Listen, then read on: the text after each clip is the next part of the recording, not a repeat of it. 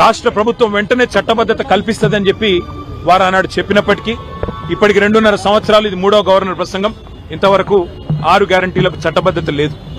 అట్లాగే విచిత్రమైన విషయం, ఇవాళ పంటలు నాట్లేసేటప్పుడు నిజానికి కేసీఆర్ గారి టైంలో రైతు బంధు పడేది, కానీ వాళ్ళ పంటలు కోతలకు వచ్చినా రైతు బంధు దిక్కులేదు. ఇంతవరకు రాష్ట్ర ప్రభుత్వం నుంచి ఒక స్పష్టత, ఒక సమాధానం లేదు. అందుకే రాహుల్ బంధు కాదు, రైతు బంద్ వేయండి, రాహుల్ కు 1000 కోట్లు, రైతులకు వెన్నుపోట్ల అని చెప్పి ఈ సభ సమావేశాల్లోనే, బడ్జెట్ సమావేశంలో తప్పకుండా నిలదీస్తాం. అట్లాగే అన్ని వర్గాలకు హామీలు ఇచ్చి మోసం చేసిన ప్రభుత్వం ఇది. బలహీన వర్గాలకు 1,00,000 కోట్ల బడ్జెట్ అన్నారు 5 ఏళ్లలో, మరి 2 బడ్జెట్లు అయిపోయినాయి, ఇది 3వ బడ్జెట్. ఈ పాటికి 60,000 కోట్లు పెట్టి ఉండాలి, మరి ఇంతవరకు దాని మీద కూడా స్పష్టత లేదు.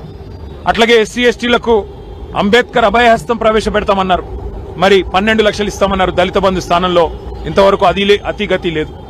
2 లక్షల ఉద్యోగాల ఊసు లేదు, ఇంతవరకు 10,000 ఉద్యోగాలు ఇచ్చిన పరిస్థితి లేదు.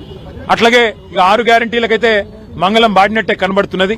మరి మహిళలు ఎదురు చూస్తున్నారు రాష్ట్ర వ్యాప్తంగా 2,500 100 రోజుల్లో ఇస్తామన్నారు, ఎప్పటి నుంచి ఇస్తారని.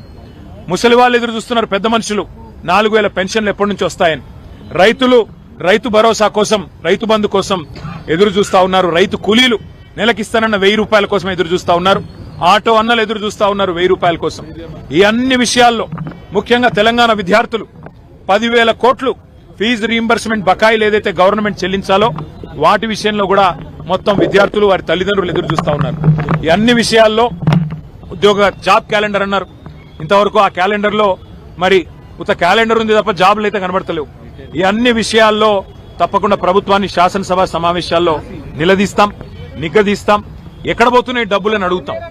మరి కేసీఆర్ గారు కట్టిన ఇల్లు పెట్టిన పోయినట్టు మీకు బ్రహ్మాండమైన వడ్డిచ్చిన విస్తర్ లాంటి రాష్ట్రాన్ని మీకు అప్పచెప్తే ఇలా మీరు ఏం చేస్తున్నారు, ఆర్థిక అరాచకం చేస్తా ఉన్నారన్న విషయాన్ని కూడా వారిని నిలదీస్తాం.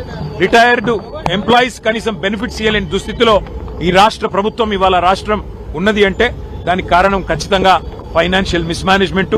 తెలంగాణను ఒక ఏటీఎం గా మార్చి ఏఐసీసీకి సమర్పించుకునే దాని మీద ఉన్న శ్రద్ధ ఈ రాష్ట్రంలోని పేదల మీద లేదు అనేది తప్పకుండా రాష్ట్రంలోని ప్రతి పేదవాడి తరపున ఈ ప్రభుత్వాన్ని నిగ్గదీస్తాం, నిలదీస్తాం. మరి ఈ శాసనసభలో, శాసన మండలిలో తప్పకుండా ప్రజల తరపున పోరాడతామని తెలియజేస్తూ థ్యాంక్ యూ.